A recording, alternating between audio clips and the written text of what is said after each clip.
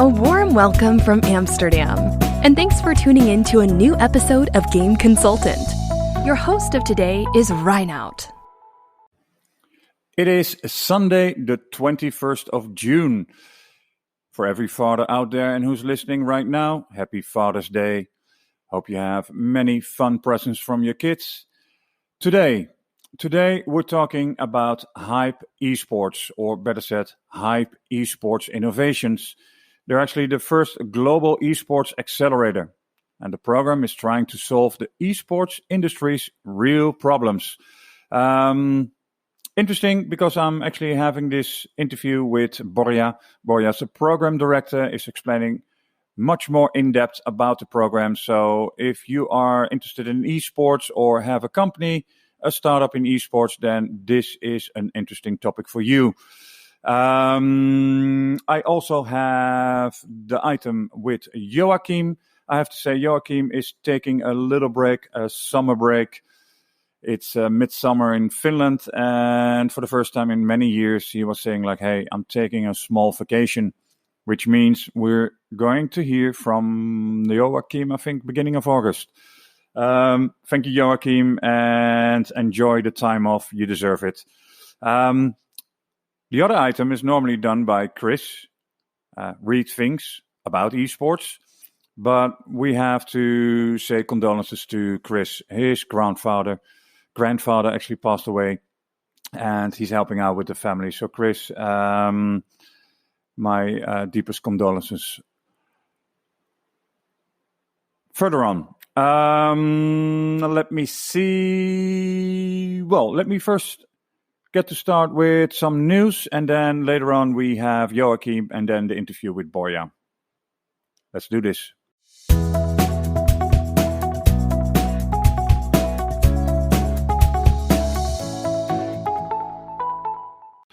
So I picked up actually the blogging and news on my site, and what I want to do on a weekly basis is go through it. You can read it all on my section News and Insights on podcast gameconsultant.com. The first one was actually the game review of Valorant. It's the newest release from Riot Games. It's the second big release after League of Legends. It's interesting. A lot of people are talking about it, and actually Chris was supposed to have a chat about it, about Valorant and esports, which is the item of next week.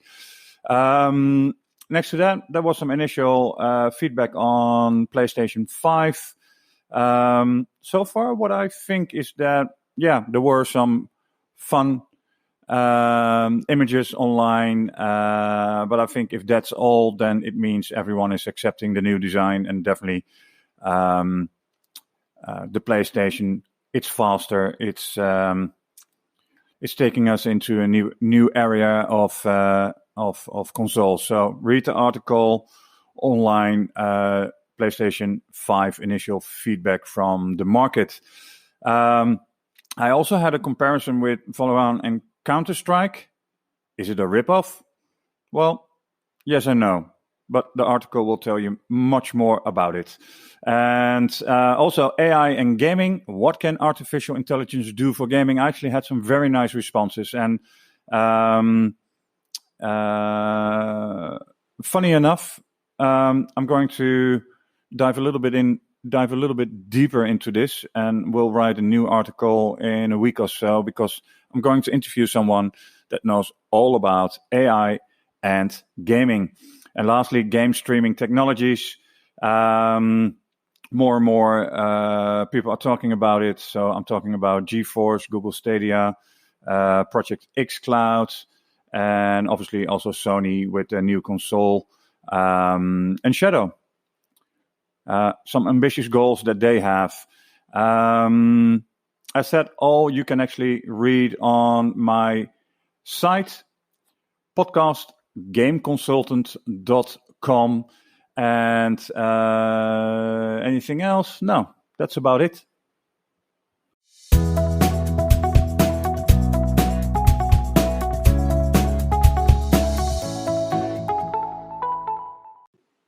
So as said, this is the last item for the summer. of Joachim. He's taking off a few weeks. Beginning of August, he's back. Today, he is talking about Andreessen Horowitz and their interest in gaming. Take it away, Joachim. Thanks, Reinout. Hi, everyone. It's Joachim Akren from Elite Game Developers here. In this week's newsletter from Elite Game Developers, which came out on Friday, the 19th, we talked about the topic of Andreessen Horowitz and their interest in the gaming sector. So if you guys know about venture capital firm Andreessen Horowitz, they've recently started doing a lot of gaming investments. They never really were a games specific investor, but now they have a few people who are really specializing in that sector.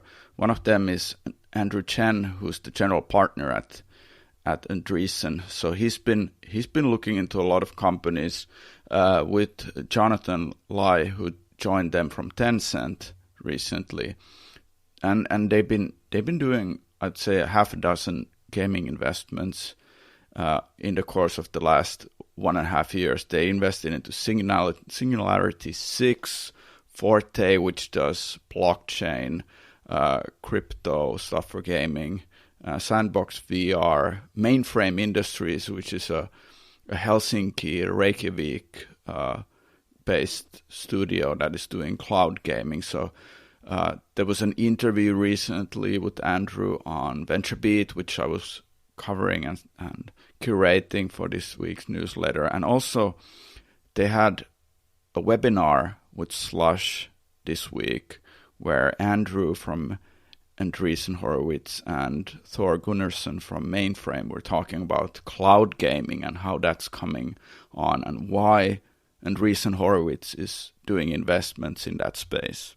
So check out my summarization of these topics on the Elite Game Developers blog. You can find it under the news section, news number 34.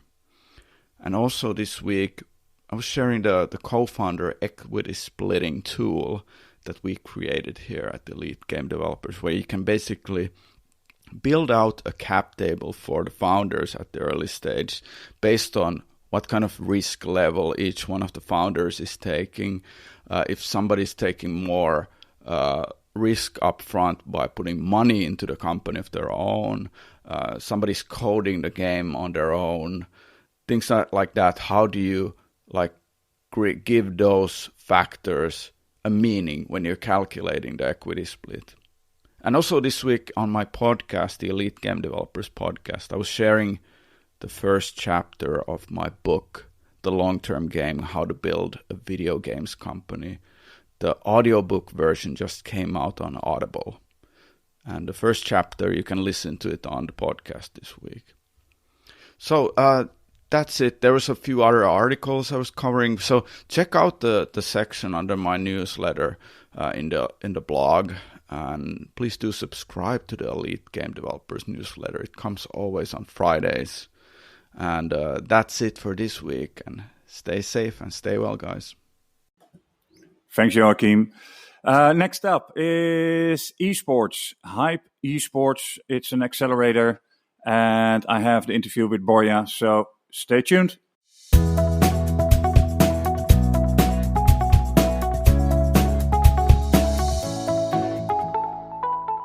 When we talk about esports, we talk about a growing industry. We talk about so many youngsters that actually are playing. Everyone wants to be a professional, a pro gamer. I have one at home that basically looked at season 3 of Fortnite and said, okay, it's time, Papa. It's time that I become a professional. And I said, well, don't forget school. But today I'm actually talking about a very interesting accelerator. They call themselves the first global esports accelerator. Hype Esports Innovation. Actually, where sports and esports come together. And I'm talking today to, I say always Borja Varela, but I just got corrected.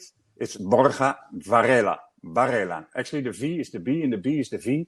I got a whole lesson just now 5 minutes ago. So you can introduce yourself and say the name properly as you want it. Borja. Thanks, Renaud. You were saying in Spain, Borja Varela, but Yeah, as I was Borja. telling you, I'm quite easy. I've been for many years living and working abroad, so I'm used to see different ways of my name. No problem. It's always very difficult when you read the name and you have to pronounce it differently. I Correct. mean, that's sort of messing up your brain. So I read it as Borja, but I have to say Borja. So I will remind. So, hey, I got a quick one. We actually met while you were in a different kind of environment, and then suddenly you turned up in Hype Esports. But can you tell a little bit more about yourself and your passion in gaming? Sure, yeah. So I'm coming, just to give some background, I'm coming myself from the telecom and media industry in the last years. Before that, I've been also on the location-based services with a company that some people know in the Netherlands. It was called Navtec, owned by Nokia, and then recently acquired by a conglomerate of car manufacturers. So I've been, let's say, working with IT, software solutions, as I said, location-based services. So the origin of social media and location-relevant advertising, etc. And then in the last years, more in telecom and media. My background originally, like many years ago, like 20 years, 22 years ago, was law. And then I make a transition into business. And more recently, in the last, let's say, 10, 15 years, as I said, more on telecom and media, and lately more on the corporate venture capital side of a big telecom and media conglomerate. That company has been working, let's say, growing for the last 15 years significantly. The name is Liberty Global. Is Liberty Media, the sister company, is owner of Formula One. And also owner of telecom and radio stations and production companies in the US, and outside of the US has been known as the largest cable operator worldwide. My activity has been, and let's say my focus on esports has been more recent. I've seen many companies on esports and gaming in the last years that they were trying to bring convergence between the, let's say, the traditional business around telecom and gamification and user profiling, and trying to, let's say, bring value from both industries, right? From gaming, esports, and into the media telecom space, and the other way around. So that's been that my background. Cool. Hey, and then suddenly there was Hype Esports. You got me actually in contact with them. I looked through the website and the documentation you sent, and it's really impressive. I mean, but they already were. When did it start, actually? So Hype started, let's say, 5-6 years ago. I got to know Amir, the founder of Hype, like a year and a half ago, and then we were in contact about projects more on the traditional sports side. Hype, to make it also clear, Hype is coming from the sports side, so not from the esports, not from gaming, but from sports, and as being known as the largest, if not one of the largest accelerators focus on sports. And as such, since 5-6 years ago, they have been running programs, physical programs around the world with partners that they were hosting those programs in around 12, 13 locations in the US, in China, in Australia, in Europe, of course, etc. And they have been running these programs. And the last year, they say, because some of the partners, they were connected to esports, so they were the partners are organizations, clubs, sports clubs, federations, organizations like UEFA or media companies, etc. And they start talking about esports and gaming because one of the examples is that one of the partners is actually shareholder to a big esports game team, in this case SK Gaming. And also there were connections to other organizations like ESL, like the Esports League. So they start talking about those possibilities, and they tried to build at the end of last year an esports physical program, etc. And then this year, with the whole COVID-19 situation, the program became virtual. They decided to say, okay, we're going to run a virtual program focused on esports. And then from that, the discussion was became broader, and then they start to add other technologies like media and etc. And then Amir, the chairman of Hype, who reached me and said, look, maybe you are interested in helping us here. And as an industry expert, coming from the telecom and media space, with knowledge on esports, but knowledge also in other industries. And that is a little bit also, by the way, just to give an advance on that, my vision and with respect to this specific vertical. So within the program, let's say at this moment we have a Hype Global Virtual Program Accelerator. There are a few verticals. A couple of them, they are focused on specifically on clubs and federations, traditional sports.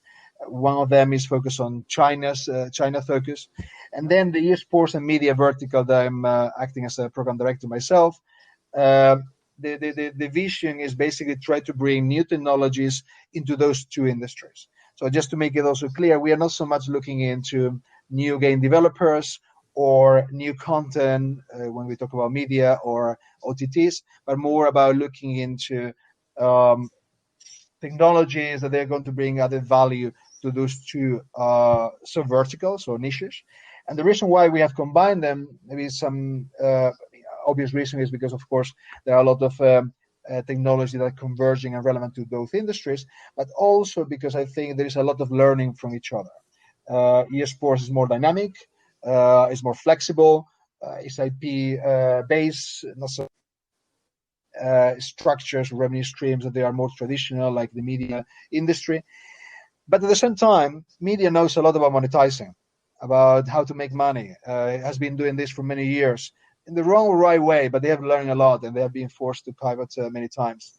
So I think personally that they are definitely able and in the right position to learn from each other. Yeah. And so the program, basically, this is the first esports program. Obviously, you guys also got, sort of caught up with COVID. So now everything has been done online. Initially, you guys actually had a location in mind?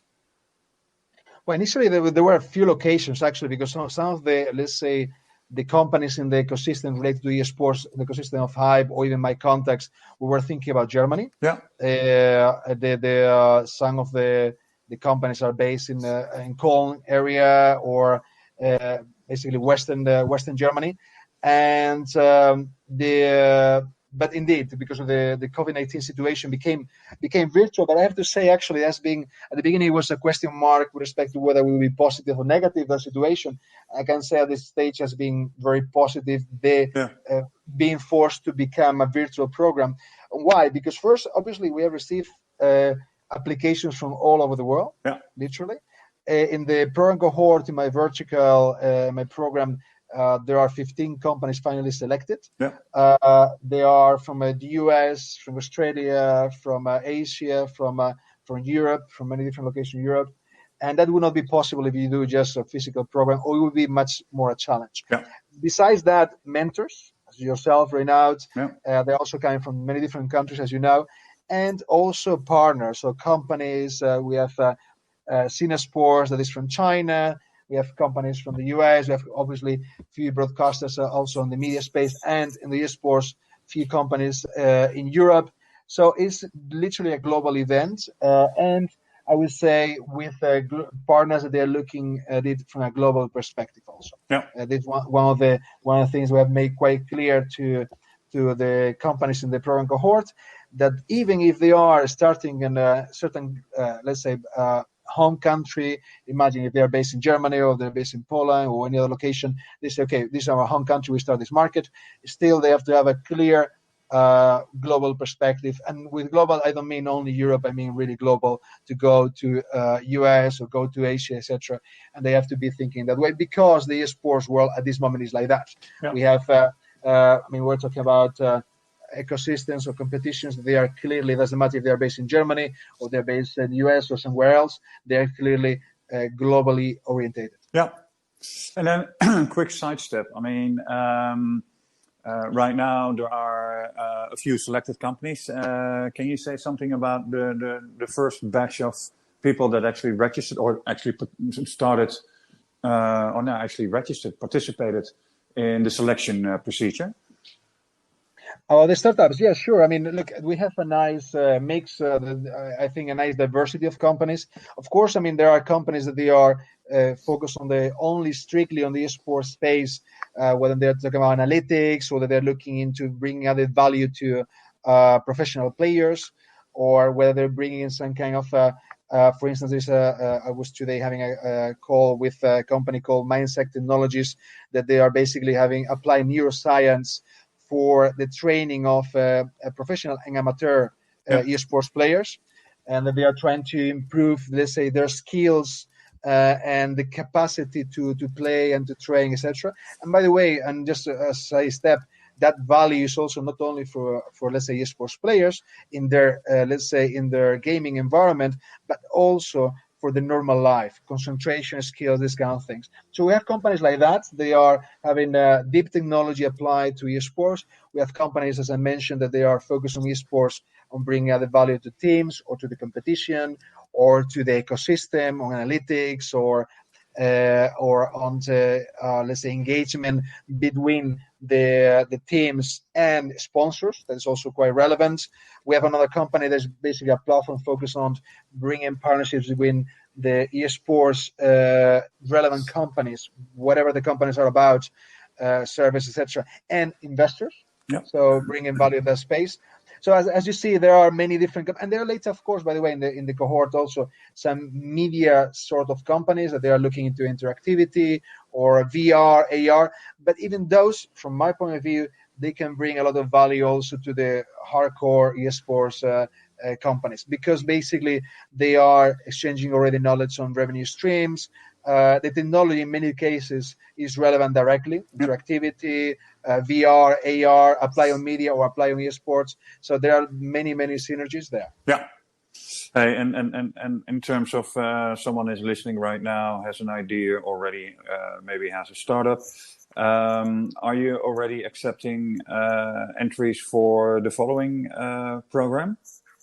So we are preparing the following program. We will be starting probably in November. We are not, we did not open the application process yet, because we want to also take some learnings from the current program and from the current selection process, or the selection process that we just ended last week. Yeah. So we will first fix the dates for the next program. As I said, probably will be end of October, November, beginning of November.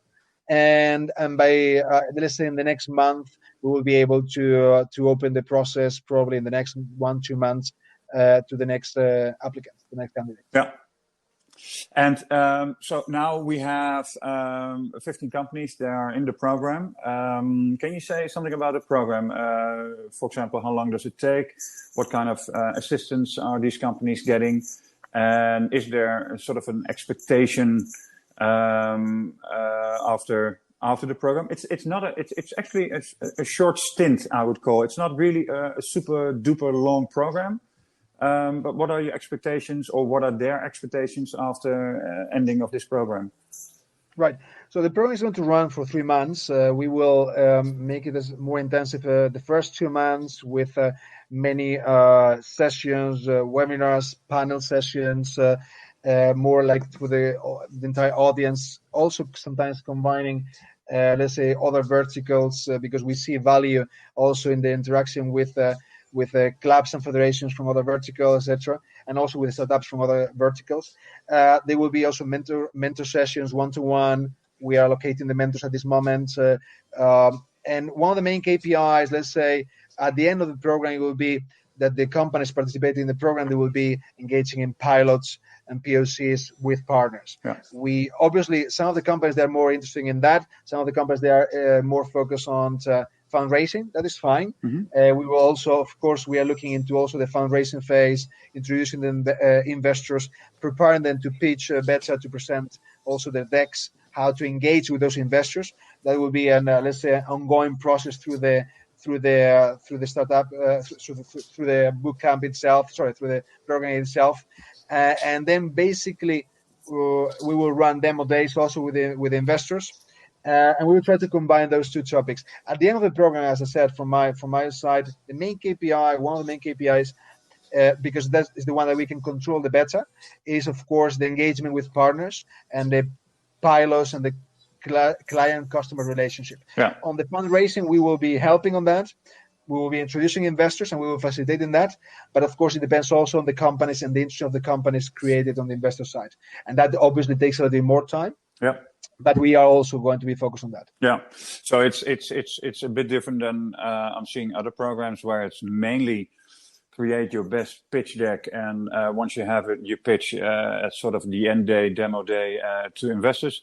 This is more actually focused on the business itself, where it's actually prove your business case, and if you get business partners, that's your first proof of concept.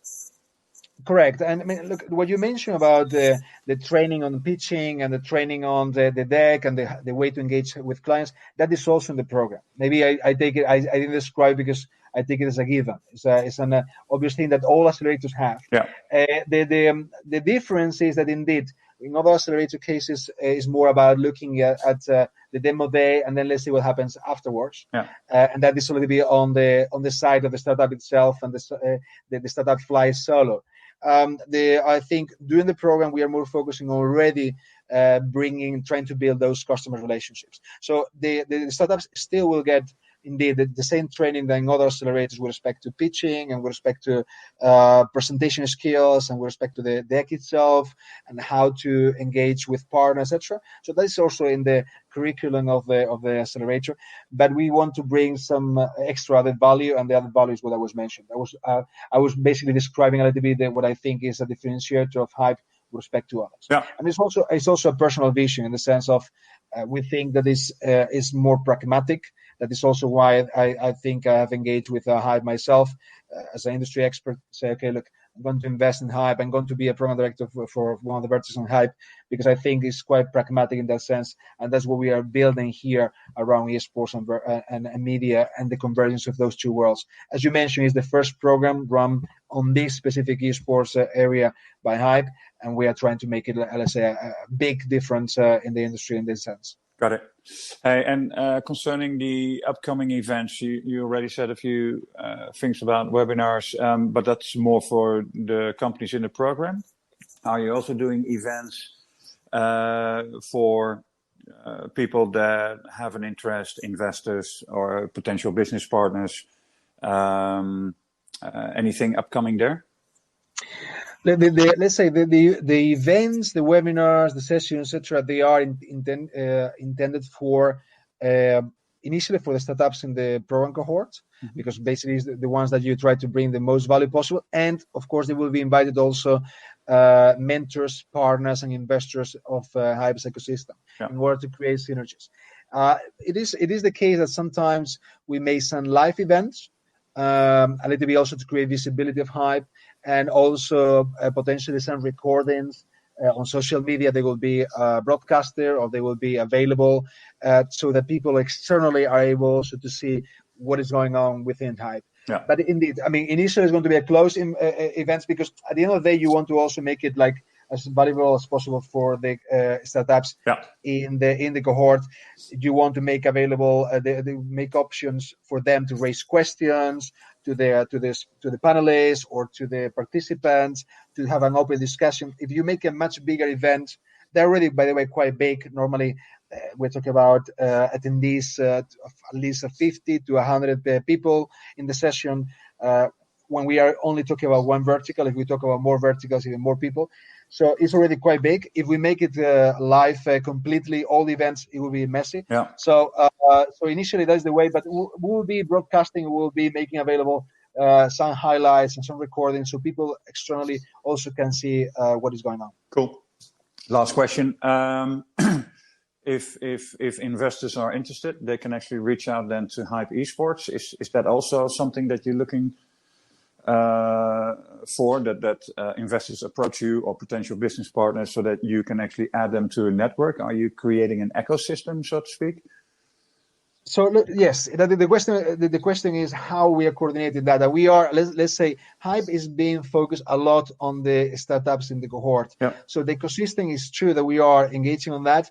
I think at this moment the easiest way is investors or even companies or potential partners or strategic investors that they're looking into the space, I think the easiest way is that they reach me. Yeah. Because we are basically looking into so many things. Hype itself is still looking into relationships with the UEFA, as I mentioned, with a football club, etc. So it's touching many different things.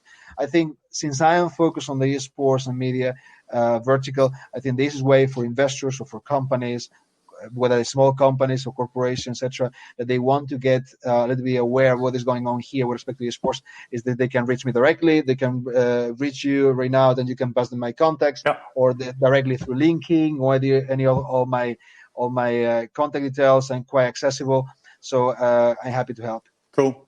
Well, Borja, I want to thank you for explaining Hype Esports, and for everyone that's listening, I have the details of Borja on my website, also the link obviously to Hype Esports, and some social media, so whatever gets posted you can actually see, either recordings or videos.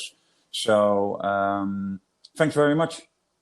Thank you, Renato. Thanks a lot for your time, and I hope everyone enjoys it, the chat. So looking forward to hear all of you. Cool. Thanks a lot. All right. Thank you, Renato. Bye-bye. Take care. Bye-bye.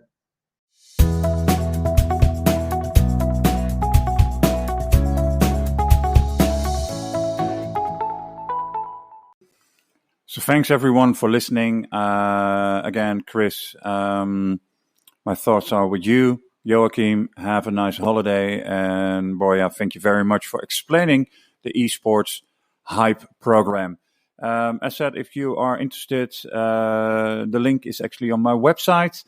And as we always say, ciao for now.